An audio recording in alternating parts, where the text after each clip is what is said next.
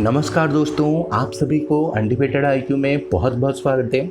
आज के लेक्चर में हम लोग करंट अफेयर्स को डिस्कशन करने वाले हैं। अगस्त 1 एंड अगस्त 2 में जितने भी इम्पोर्टेंट क्वेश्चंस है उसको डिस्कशन करेंगे। इसके अलावा और एक इम्पोर्टेंट क्वेश्चन आप लोगों को दिया है वीडियो के एंड में, जहां पर हम लोग टॉप 5 इंटरव्यू बेस्ड क्वेश्चन भी कवर अप करने वाले हैं, क्योंकि इंटरव्यू में किस तरह का क्वेश्चन पूछ सकता है उसको भी आज के लेक्चर में हम लोग कवर अप करेंगे। तो वीडियो के एंड तक बने रहिएगा और वीडियो को एंजॉय करिए। तो यहाँ पर अगर आप लोग पहले के वीडियो हम लोग या फिर कुछ पीडीएफ मिस किए हैं तो इसका लिंक यहाँ पर दिया हुआ है। हम लोग के जो टेलीग्राम चैनल है वहाँ पर जाके आप लोग उसको ले सकते हैं। चलिए एक एक करके क्वेश्चन जितना इंपॉर्टेंट है उसको कवर अप करेंगे। तो मेनली पहला जो क्वेश्चन दिया हुआ है वहाँ पर ये मेंशन कर रहा है, which country has claim Dave Iceland as its territory and declare its right to conduct law enforcement activity. Dave Iceland को कौन सा ऐसा देश है जो कि बोल रहा है कि वो अपना उसका टेरिटरी है और उसके ऊपर वो अपना लॉ एनफोर्समेंट करने वाला है। तो यहाँ पर इसका एक हिंट्स आप लोगों को दे रहे हैं गेस करने के लिए। आप लोग देखिए ऐसा कौन सा देश है जो कि अभी रिसेंटली हर जगह को बोल रहा है, जो छोटे छोटे जो एरिया हैं उसके देश से लगे हुए, तो वो बोल रहा है अपने देश का वो पार्ट है। तो यहाँ पर सबसे पहला जो नाम आपके दिमाग में आएगा वो है चाइना का, और वो करेक्ट आंसर है। यहाँ पर जो आंसर होगा चाइना ही ऐसा देश है जो कि बोल रहा है कि डेव आइसलैंड उसका पार्ट है। और जो डेव आइसलैंड है वो मेनली जापान का टेरिटरी में था और उसको जापान बोलता था सेंकायू, और जबकि चाइना में जब उसको बोल रहा है, चाइना उसको बोल रहा है DIU आइसलैंड। तो देखते हैं आगे चल के इसके ऊपर क्या आता है और किसके पार्ट में ये मिलता है, तो वो आगे चल के पता चलेगा। तो क्वेश्चन नंबर 2 में देखते हैं, what is the name of the robotic Mars rover launch by the NASA. यहाँ पर आप लोगों को पता होगा अभी रिसेंटली नासा ने एक रोबोटिक मार्स रोवर छोड़ा है और उसका नाम क्या है यहाँ पर पूछा जा रहा है, जो कि इसका करेक्ट आंसर होगा प्री रिजर्वेंस जो सिस्टम है वो अभी रिसेंटली नासा की तरफ से छोड़ा गया है मार्स को, और वो वहाँ पर जाके उसका स्टडी करेगा कि मार्स का जो एटमॉस्फेयर है उसको स्टडी करेगा, और आशा किया जा रहा है ये फरवरी 18, 2021 तक वहाँ पर पहुँच जाएगा। और मेनली ये कहाँ पर पहुँचेगा, जिजारो करके एक एरिया होगा जो कि मार्स का होगा, और वहाँ पर ये लैंड करेगा फरवरी 18, 2021 तक। तो देखते हैं क्या होता है। क्वेश्चन नंबर 3 में चलिए देखते हैं, what is the modified deadline for the filing of income tax return आज announce by the union government after July 13। तो आप लोगों को पता होगा कोविड-19 के चलते जो हम लोगों का इनकम टैक्स रिटर्न है उसका ड्यू डेट आगे बढ़ा दिया गया था।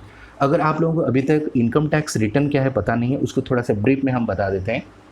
इनकम टैक्स रिटर्न क्या होता है, एक इंसान या फिर कोई कंपनी हो गया, सालाना कितना इनकम क्या है उसका जो पूरा डॉक्यूमेंटेशन है उसको जमा करना पड़ता है उसको इनकम टैक्स ऑफिस के पास। उसी के बाद उसको जितना भी डिडक्शन है उसको मिलता है, यानी जितना भी इनकम टैक्स में उसका छूट मिलना है वो उसी के बाद ही उसको मिल सकता है। तो पहले जो ड्यू डेट था उसका नॉर्मली रहता था मार्च 31, इसको बढ़ा दिया गया था। तो बढ़ाने के बाद लास्ट जुलाई 31 किया गया था। अभी रिसेंटली उसको कितना और एक्सटेंड किया गया है, इसका जो करेक्ट आंसर है वो है सितंबर 30।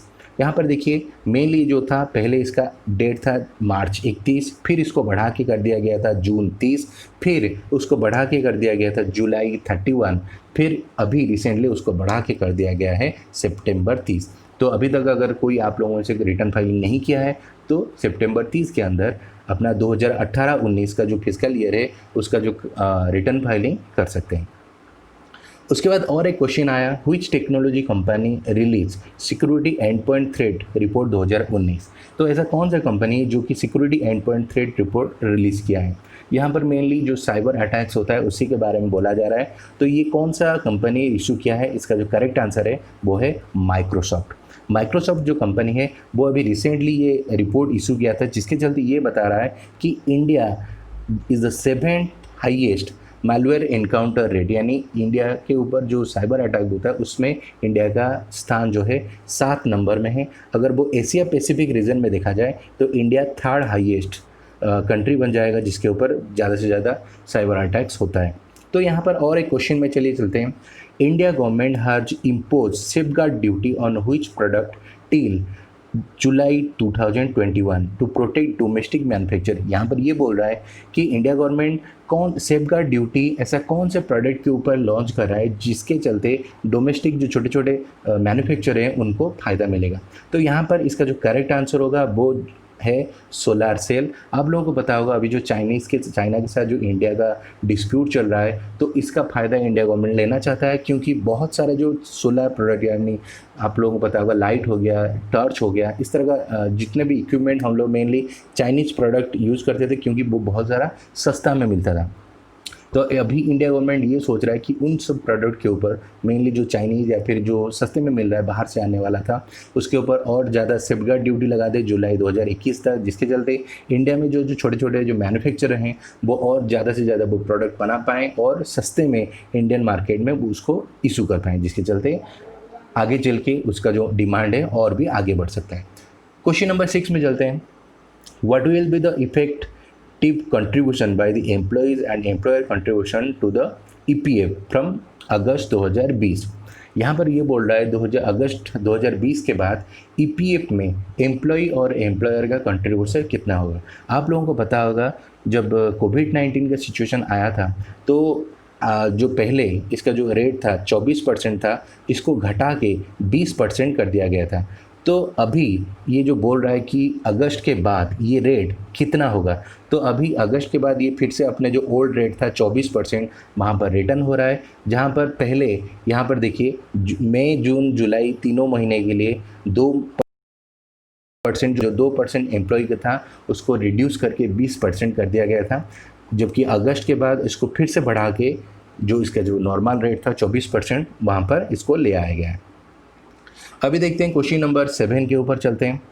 The government plan to increase the fund allocation of education sector %% of GDP। अभी रिसेंटली आप लोगों को पता होगा जो न्यू एजुकेशन पॉलिसी आया उसके चलते बहुत सारे चेंजेस हुआ है हम लोग एक एजुकेशन सिस्टम में। तो यहाँ पर गवर्नमेंट कितना % अपना GDP का खर्चा करने वाला है एजुकेशन सेक्टर में, जो कि बहुत अच्छा डिसीजन था इंडिया गवर्नमेंट की तरफ से, इसका कितना % है। तो यहाँ जो इसका जो करेक्ट आंसर है वो होगा 6%। ये बहुत पुराना कोठारी कमीशन से रिकमेंडेशन किया जा रहा था कि 6% इंडिया का कम से कम GDP खर्चा होना चाहिए एजुकेशन सेक्टर में, मगर ये तब से लेके अभी तक खर्चा नहीं हुआ था। फिर भी अभी जाके ये फाइनली जो न्यू एजुकेशन पॉलिसी में इसको अप्रूवल मिला है। तो अभी ये बोला जा रहा है कि 6% कम से कम डोमेस्टिक प्रोडक्ट GDP हम लोगों का जो है उसको 6% मिनिमम हम लोग खर्चा करेंगे कहाँ पर, हम लोग की एजुकेशन सिस्टम में। और एक यहाँ पर चीज़ आप लोगों को याद रखना है कि हम लोग जो इंफॉर्मेशन ब्रॉडकास्टिंग मिनिस्टर प्रकाश केशव जावड़ेकर वो अभी रिसेंटली अनाउंसमेंट किए हैं। हम लोगों का जो HRD मिनिस्टर था पहले उसका नाम चेंज करके अभी रख दिया गया है मिनिस्ट्री ऑफ एजुकेशन। तो ये बहुत बड़ा इंपॉर्टेंट क्वेश्चन होगा एग्जाम के चलते, कौन से मिनिस्ट्री का नाम बदल के एजुकेशन मिनिस्टर रखा गया, तो यहाँ पर उसका आंसर होगा HRD मिनिस्टर। और कौन उसको चेंज किए थे या फिर कौन जाके बोले थे उसको अनाउंस किए थे, उनका नाम होगा हम लोग के इंफॉर्मेशन ब्रॉडकास्टिंग मिनिस्टर प्रकाश केशव जावड़ेकर। ये भी थोड़ा सा आप याद रख लीजिएगा। क्वेश्चन नंबर 8 में चलते हैं।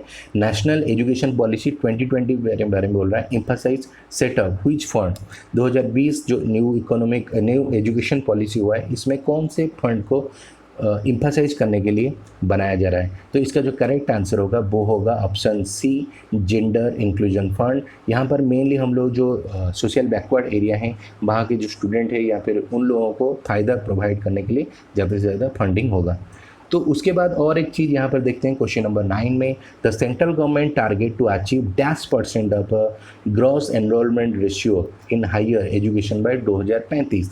तो यहाँ पर इसका करेक्ट आंसर कितना होगा, 30%, 40%, 35%, 50% या 45%। इसका जो करेक्ट आंसर होगा वो होगा 2035 तक जो ग्रॉस एनरोलमेंट रेशियो बढ़ा के 50% कर दिया जाएगा। इसका मतलब ये है कि इंडिया गवर्नमेंट जो टारगेट रख रहा था 2030 तक जितने भी 100% कम से कम ग्रॉस एनरोलमेंट हो जाए, जिसके चलते अभी जो 50% से ज़्यादा लोग चले जा रहे थे यानी हायर सेकेंडरी से, उसको 2035 तक कम से कम सब स्टूडेंट को कवर अप किया जाएगा और जो सीट्स संख्या है 2035 तक मिनिमम उसको 3.5 करोड़ सीट्स बढ़ाया जाएगा। उसके बाद क्वेश्चन नंबर 10 में चलते हैं। Which course will be discontinued आज पर द नेशनल एजुकेशन पॉलिसी। ऐसा कौन सा कोर्स है जो कि आगे चल के हटा दिया जाएगा न्यू एजुकेशन पॉलिसी के द्वारा। तो इसका जो करेक्ट आंसर है, इसका जो आंसर होगा वो होगा एमफिल।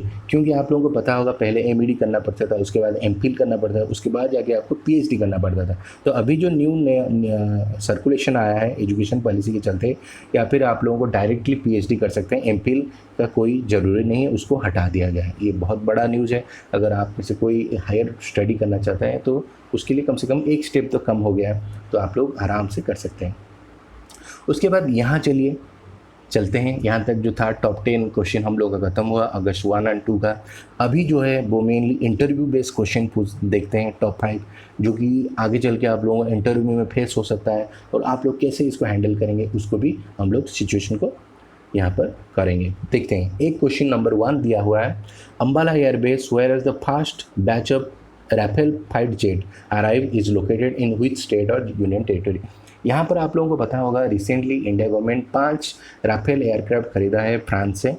तो वो पहली बार लैंड हुआ था इंडिया में अम्बाला एयरबेस में। यहाँ पर देखिए क्वेश्चन ये नहीं पूछ रहा है कि आप लोगों का जो राफेल फाइटर जेट है वो कहाँ से ख़रीदा गया, या फिर ये नहीं पूछ रहा है कि कहाँ पर लैंडिंग हुआ है। यहाँ पर ये पूछ रहा है अम्बाला एयरबेस जो कि जहाँ पर लैंड हुआ था वो कौन से स्टेट से बिलोंग करता है। तो ये थोड़ा सा क्वेश्चन को घुमा के दिया हुआ है, तो यहाँ पर आप लोगों को थोड़ा सा अपना आइडिया लगाना पड़ेगा, और इसका जो करेक्ट आंसर होगा वो है हरियाणा। आपको ये थोड़ा सा याद रखना पड़ेगा। 2-3 क्वेश्चन इसी के कवर अप हो गया कि पहला जैसे हो गया राफेल कहाँ से ख़रीदा गया है, फ्रांस से ख़रीदा गया है, कहाँ पर लैंडिंग हुआ था अम्बाला एयरबेस में से, कितना फाइटर जेट का 5 हुआ था, उसके बाद कहाँ पर ये जो अम्बाला एयरबेस है उसका जो करेक्ट आंसर है वो है हरियाणा। उसके बाद नंबर 2 में चलते हैं। Who has the become number 1 all rounder in latest ICC test ranking. अभी रिसेंटली टेस्ट रैंकिंग का आईसीसी का आया जुलाई 2020 में, तो उसके हिसाब से ऑल ओवर द वर्ल्ड में टॉप 1 टेस्ट बैट्समैन कौन है, उसका हिसाब से जो करेक्ट आंसर होगा उसका नाम है बेन स्टोक। इंग्लैंड के हैं, बेन स्टोक है, और वो रैंक 1 अभी ऑलराउंडर जितने भी हैं उनमें रैंक 1 है। उसके बाद क्वेश्चन नंबर 3 में चलते हैं। Wisdom trophy tournament between England and West Indies retired recently, which trophy will be replace wisdom trophy. तो अभी आप लोगों को पता होगा ये कोरोना पेंडेमिक के चलते भी अभी एक रिसेंटली टूर्नामेंट अरेंजमेंट हुआ था इंग्लैंड एंड वेस्ट इंडीज़ के बीच में, जिसमें इंग्लैंड विनर हुआ था 2-1 से। तो उस जो ट्रॉफी का नाम था विजडम ट्रॉफी था, तो उसका नाम अभी चेंज करके क्या रखा जाएगा वो एक क्वेश्चन पूछ रहा है। मेनली देखिए आप लोगों को ये नहीं पूछ रहा है कि इंग्लैंड जीता या फिर कौन से देश के अंदर में मैच हुआ था या फिर उस ट्रॉफी का नाम क्या है। यहाँ पर क्वेश्चन पूछ रहा है वो जो ट्रॉफी हुआ था उसको अभी रिसेंटली नाम चेंज करके क्या रखा जाएगा। तो इसका जो करेक्ट आंसर होगा वो है रिचर्ड बोथाम ट्रॉफी। और ये जो रिचर्ड बोथाम ट्रॉफी है ये मेनली ट्रिब्यूट करने के लिए किस को BAB रिचर्ड्स और लेन बोथाम, तो ये दोनों प्लेयर हैं, इन दोनों को यानी ट्रिब्यूट करने के लिए ये ट्रॉफी डेडिकेट किया जा रहा है। उसके बाद और एक क्वेश्चन में चलते हैं, ये भी वही क्रिकेट के रिलेटेड है। Who has become the 7th bowler in the test cricket history, जो कि अभी रिसेंटली 500 क्रिकेट विकेट लिया है। तो नो डाउट अभी रिसेंटली सिर्फ इंग्लैंड और वेस्ट इंडीज़ का मैच हुआ है, तो अभी जो भी होगा इधर इन्हीं दोनों के बीच में होगा। तो यहाँ पर कौन है, जो यहाँ पर देखिए बहुत सारे ऑप्शन दिया हुआ है, मगर इसका जो करेक्ट आंसर होगा वो है स्टुअर्ट ब्रॉड। और अभी रिसेंटली वो 500 विकेट लिए हैं और 7वां नंबर बॉलर बन गए जो कि हिस्ट्री में 500 विकेट लिए हैं। उसके बाद लास्ट क्वेश्चन में चलते हैं। द ग्रेट फॉरपेट 14 is the military exercise conducted by which country. इस तरह का क्वेश्चन आप लोगों को हर एग्ज़ाम में या फिर हर इंटरव्यू में एक क्वेश्चन आप लोगों को मिल जाएगा। मेनली मिलिट्री एक्सरसाइज बहुत ज़्यादा इंपॉर्टेंट होता है, तो इस तरह का क्वेश्चन अगर आप लोग कहीं भी पढ़ रहे हैं तो थोड़ा सा इसको याद रखने के लिए ट्राई करेंगे। तो ग्रेट फॉरपेट 14 मिलिट्री एक्सरसाइज कौन सा ऐसा देश है जो कि इसको कंडक्ट कर रहा है, तो इसका जो करेक्ट आंसर होगा वो होगा ईरान। तो यहाँ तक था आज का जो टॉप 5 इंटरव्यूज बेस्ड क्वेश्चन, इसको भी हम लोग कवर अप किए हैं। तो मेनली आज का लेक्चर जो है, आज का वीडियो है, यहीं पर हम लोग एंडिंग करेंगे। आशा करता हूँ आप लोगों को हमारा जो वीडियो है आप लोगों को अच्छा लगा हो। अगर कोई कमी लग रहा है आप लोगों को तो हमारे जो कमेंट सेक्शन में आप लोग मेंशन करिए। और भी अगर आपको कोई नया कॉन्सेप्ट के ऊपर या फिर कोई नई वीडियो चाहिए तो फिर वो भी हम लोगों के कमेंट सेक्शन में आप लोग मेंशन कर सकते हैं। अगर अभी तक आप लोग हमारे चैनल को सब्सक्राइब नहीं किए हैं